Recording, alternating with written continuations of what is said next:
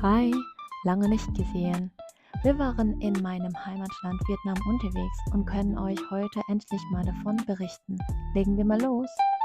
Es ist bei uns traditionell so, wenn man irgendwoher kommt, egal vom Urlaub oder von der Arbeit, wenn man im Ausland wohnt und, sollte man Mitbringsel für die ganze Verwandten und Familien und Freunden vorbereiten.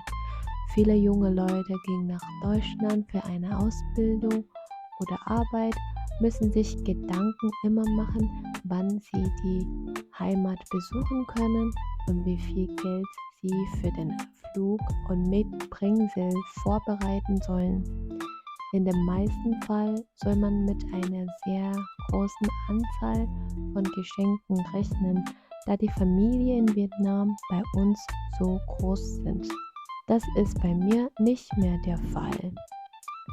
Ich packe gerade die Geschenke von einem jungen Auszubildenden ein, der über mich seine Geschenke an seine Familie schicken will. Mit ganz viel Liebe packe ich die Sachen immer ein. Noch meine Klamotten und Hygienesachen.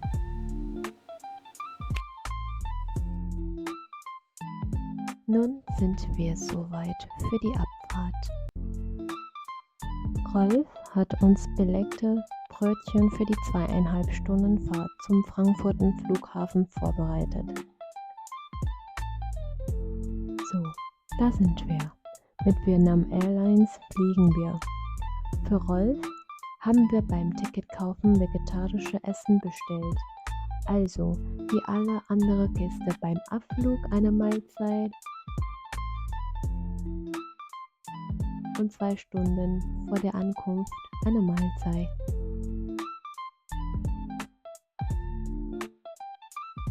Diese Brei mag er nicht, deshalb landet es bei mir auf dem Tisch. Früher hätte ich durch langen Flügen sparen wollen, aber seit 3 Jahren nur Direktflüge mit Vietnam Airlines, ungefähr 12 Stunden von Frankfurt bis Hanoi oder Saigon.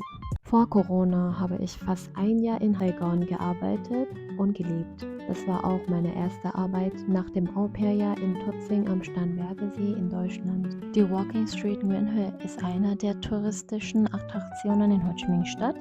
Hier findet ganz viele kulturelle Aktivitäten am Wochenende statt. Es gibt viele coole Getränkeladen und Essen in dieser Umgebung. District 1 ist halt eine der teuersten Gegenden in der Stadt. Gerade als wir da standen, sind die super Autos geflext. Seht ihr die ganzen junge Leute da? Sie jubeln und nehmen die Autos auf. Dann waren wir auf eine kurze Shopping-Tour auf der Binh Thanh Markt gegangen. Von schönen authentisch vietnamesischen Souvenirs bis auf Fake Rolex kann man hier alles kaufen. Man kann hier auch Streetfood haben und frische Zutaten fürs Kochen kaufen.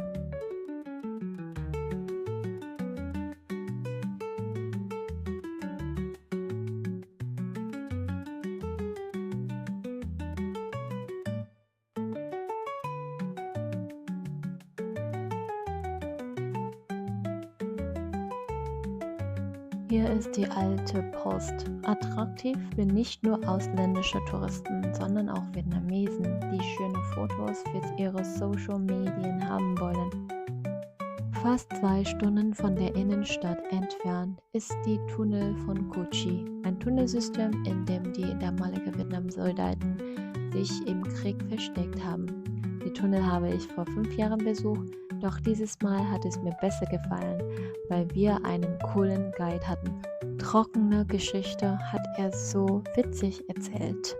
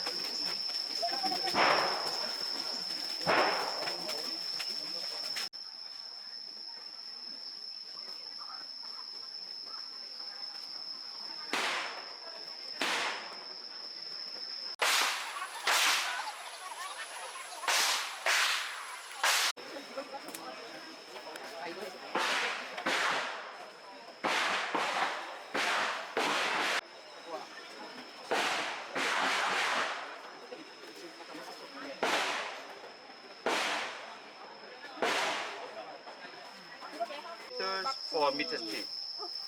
And then the digger tunnel more deeper. You disappear your footprints on the ground. Will be the last activity for her. Shockwave 20 meters. I think it's a set for everybody.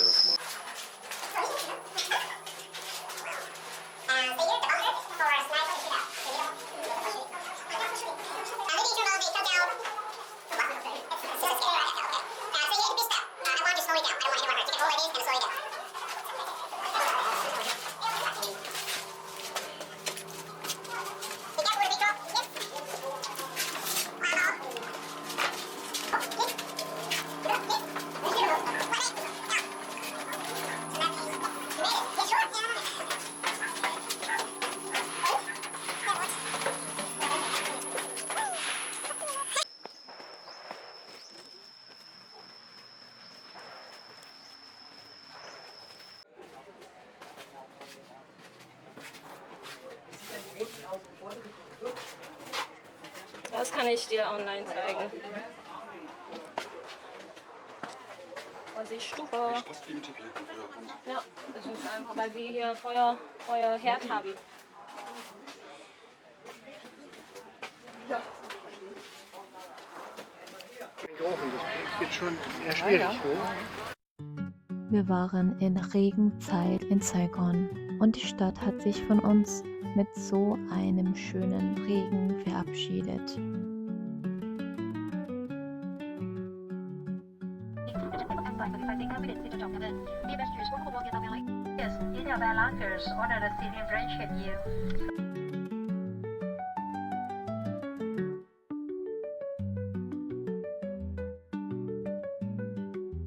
Eine Stunde fliegen wir bis nach Da Nang, unser nächstes Ziel und meine zweite Lieblingsstadt.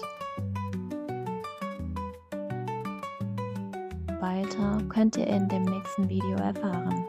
Das war's für unseren ersten Teil unseres Aufenthalts in Vietnam dieses Jahr. Danke fürs Zuschauen und bis zum nächsten Teil. Tschüss!